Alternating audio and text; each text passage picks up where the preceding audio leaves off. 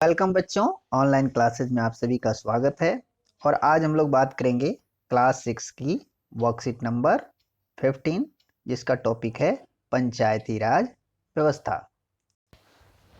बच्चों, आज हम लोग बात करेंगे एक ऐसी सरकार की जो ग्राम स्तर पे होती है। आपने केंद्र सरकार के बारे में सुना होगा, राज्य सरकार के बारे में सुना होगा। केंद्र सरकार जिसमें प्रधानमंत्री और राष्ट्रपति और अन्य मंत्रीगण आते हैं, वहीं राज्य सरकारों के बारे में सुना होगा जिसमें मुख्यमंत्री, अन्य मंत्री और विधायक गण आते हैं। तो आज हम लोग बात करेंगे ऐसी सरकार की जो हर गांव स्तर पे होती है और गांव से जुड़ी हुई समस्याओं को या विकास कार्यों को करती है। तो ये ऐसी सरकार होती है जिसमें गांव के सभी लोग मिल करके अपनी व्यवस्था चलाते हैं, विकास के कार्यों की देखरेख करते हैं। तो जी हाँ, आज हम लोग बात कर रहे हैं पंचायती राज व्यवस्था की। तो बच्चों, इसे हम स्थानीय सरकार भी कहते हैं। क्या कहते हैं? स्थानीय सरकार। मतलब ये वही सरकार है जो पास में होती है, ये हर किसी के घर के आसपास होती है। बच्चों, आप सभी किसी न किसी गांव से भी रिलेटेड होंगे, गांव में जाते होंगे तो आपने वहां पर सुना होगा कि आपके गांव का कोई मुखिया है। कहीं कहीं पर मुखिया कहा जाता है, कहीं पर सरपंच कहा जाता है और कहीं पर प्रधान कहा जाता है। तो हर गांव के ये होते हैं और ये गांव के जो से जुड़ी समस्याओं को या विकास कार्यों को करने का इनका जिम्मा होता है। तो आज इसी के बारे में बात करेंगे कि इनका चुनाव कैसे होता है और इनका गठन कैसे होता है। तो आइए हम आज की वर्कशीट में देखते हैं। आप ये चित्र देख रहे होंगे। इस चित्र में देखिए, ये बहुत सारे लोग इकट्ठे बैठे हैं, यानी गांव के लोग इकट्ठे बैठे हैं। इधर देखिए, इधर जनता है और इधर जो पंच हैं, जो चुने हुए इनके लोग हैं, वो बैठे हुए हैं। ये लोग अपनी बात बता रहे हैं, समस्याएं बता रहे हैं या गांव में क्या काम होना चाहिए उसके बारे में चर्चा हो रही है। ये लोग निर्णय ले रहे हैं कि हाँ, हम कैसे इन बात चीज़ों को, इन समस्याओं को दूर कर सकते हैं और इन विकास कार्यों को किस तरह से कर सकते हैं। तो ये इनकी जिम्मेदारी होती है और पंचायत के जो सदस्य होते हैं वो लोगों द्वारा चुने जाते हैं। तो आइए हम इसके बारे में बात करते हैं, ग्राम पंचायत के बारे में। ग्राम ग्राम का मतलब क्या होता है बच्चों? हाँ, गांव। गांव का जो तत्सम रूप है, शुद्ध जो रूप है वो है ग्राम। इसी को तत्भव इसका है गांव। तो ग्राम पंचायत मतलब गांव की पंचायत। तो जो आप देखिएगा यहाँ पर नीचे आएगा आपको आगे कि पंचायती राज व्यवस्था एक ऐसी प्रक्रिया है जिसके द्वारा लोग अपनी सरकार में भाग लेते हैं। गांव के स्तर पर इस व्यवस्था को ग्राम पंचायत कहते हैं। ठीक है। तो पंचायती राज व्यवस्था वो है जिसमें सभी लोग मिल करके अपनी सरकार चलाते हैं, अपने विकास कार्यों की देखरेख करते हैं। और गांव के स्तर पे जब ये व्यवस्था होती है जिसको ग्राम पंचायत कहते हैं। यही अगर शहरी क्षेत्र में होगा तो उसे हम अलग नामों से जानेंगे, अगली वर्कशीट में जानेंगे। उसे नगर पालिका या नगर निगम के नाम से जानते हैं। तो आज हम लोग केवल ग्राम पंचायत के बारे में बात करेंगे। अब ग्राम पंचायत में क्या होता है कि एक ग्राम पंचायत कई वार्ड में बटी होती है। यानी मान लो एक पूरा गांव है तो उसमें कई वार्ड से बटा होता है, यानी 4 या 5 या 10 वार्ड हो गए।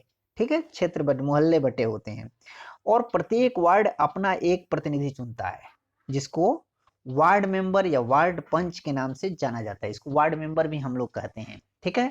तो कहीं कहीं पर ये वार्ड मेंबर कहा जाता है, कहीं पर वार्ड पंच कहा जाता है, कहीं पर पंचायत सदस्य कहा जाता है। तो इस तरह से ये अलग अलग नामों से जाना जाता है।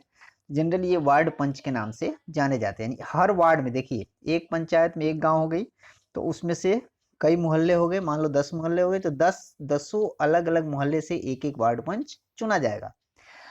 ग्राम सभा एक पंचायत क्षेत्र में रहने वाले सभी वयस्कों, ठीक है, कोई भी व्यक्ति जिसकी उम्र 18 वर्ष या उससे ज्यादा हो और जिसे वोट देने का अधिकार हो और जिसका नाम उस गांव की मतदाता सूची में हो, की सभा होती है।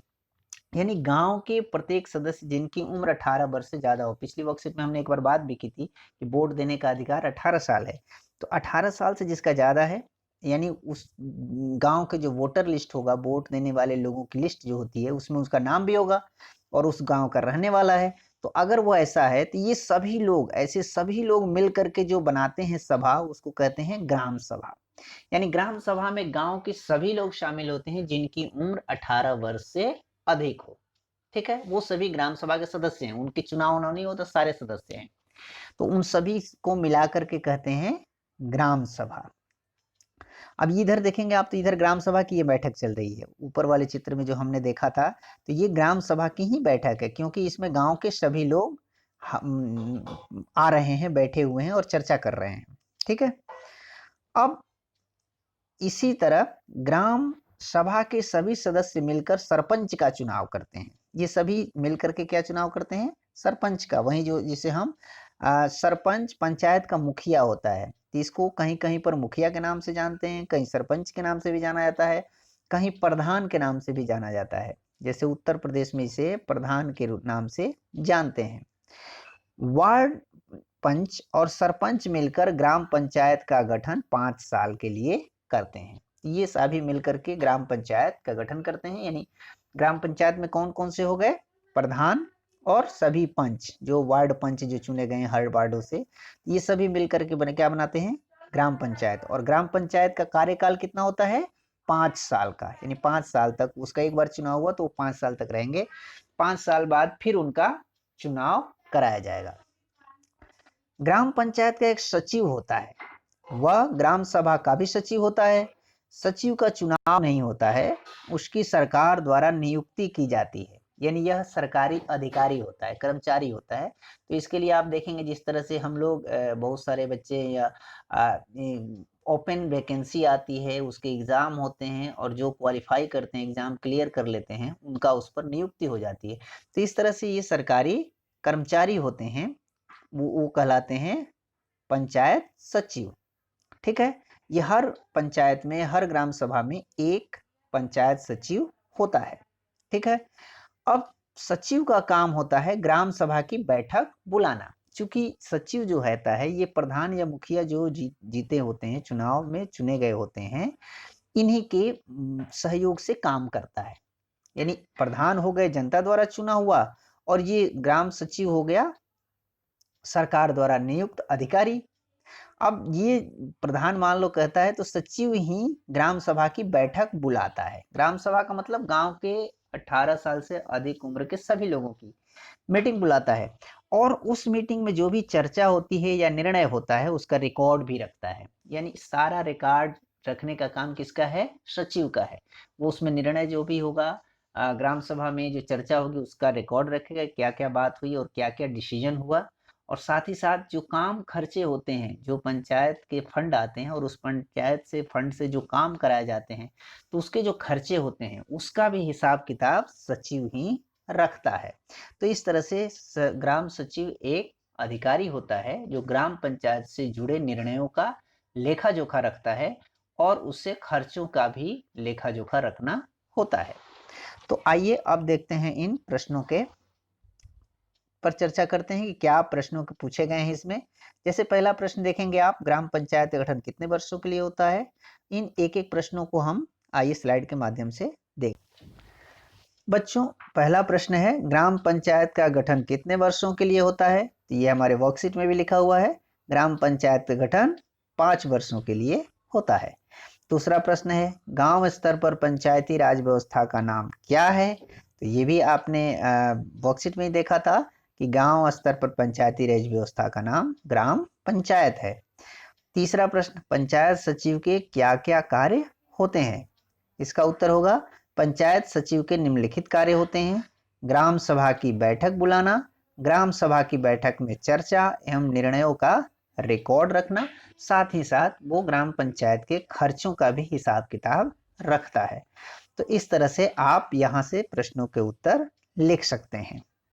तो बच्चों, उम्मीद है आपको ये वर्कशीट अच्छी तरह से समझ में आ गई होगी। तो आइए देखते हैं नीचे का संदेश जो हमारी वर्कशीट के लास्ट में लिखा होता है, कोविड के संदर्भ में उचित व्यवहार संबंधी संदेश।